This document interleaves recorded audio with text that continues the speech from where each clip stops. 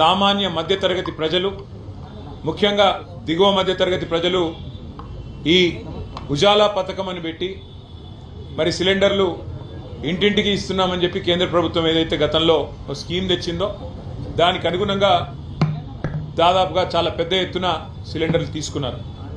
అట్లాగే మన రాష్ట్రంలో కూడా కాంగ్రెస్ ప్రభుత్వం మరి మేము 500 రూపాయలకే సిలిండర్ ఇస్తామని చెప్పి నమ్మబలికి ఇవాళ వారు కూడా ఎన్నికల మేనిఫెస్టోలో ఇచ్చిన మాట నమ్మి కూడా లేని వాళ్ళు కూడా తీసుకునే పరిస్థితి.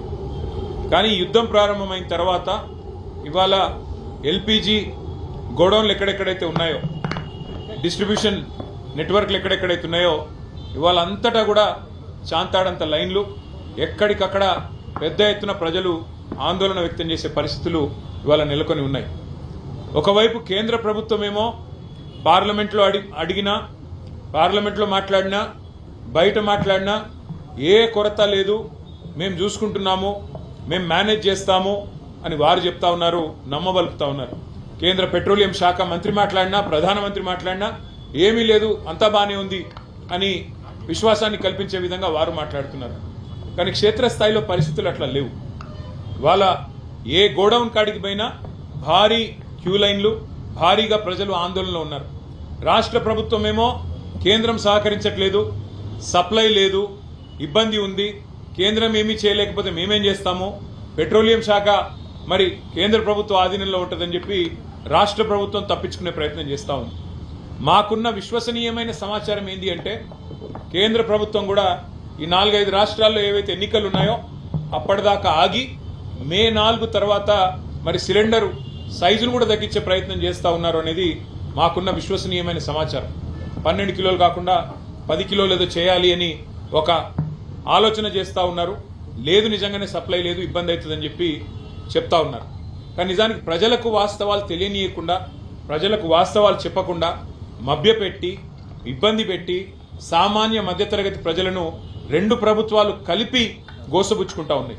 అటు కేంద్రము, ఇటు రాష్ట్రము ఇద్దరు కూడా ఈ విషయంలో స్పష్టమైన సమాధానం చెప్పాలి, ప్రజల్లో విశ్వాసం నింపాలి, ప్రజల్లో ఒక భరోసా నింపి ఏ రకమైన ఇబ్బంది కాకుండా అవసరమైతే మరి వారికి ఉండే దౌత్య వ్యవహారాల శాఖ ద్వారా మరి అవసరమైతే ఇతర దేశాలతో మాట్లాడి, ఇరాన్లో ఇబ్బంది ఉంటే మరో చోట మాట్లాడి తెప్పించాలని మేము డిమాండ్ చేస్తూ ఉన్నాం. ముఖ్యంగా సామాన్య మధ్యతరగతి ప్రజలు, ఇందాక నేను చెప్పినట్టు ఆంబోతుల కొట్లాటలో లేగలు బలైనట్టు సామాన్య మధ్యతరగతి ప్రజలు ఇవాళ ఇబ్బంది పడుతూ ఉన్నారు.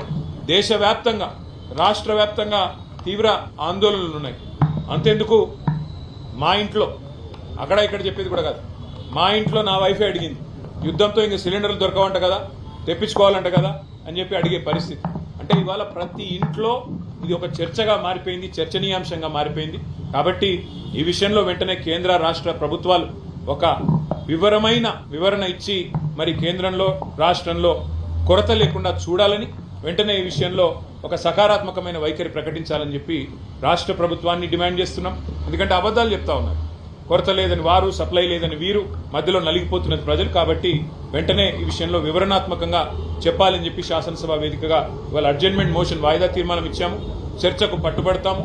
ప్రభుత్వం స్పందిస్తే మంచిది, స్పందించకపోతే తప్పకుండా ప్రజల తరపున ప్రశ్నలు అడుగుతూనే ఉంటాం, నిలదీస్తూనే ఉంటాం. Thank you.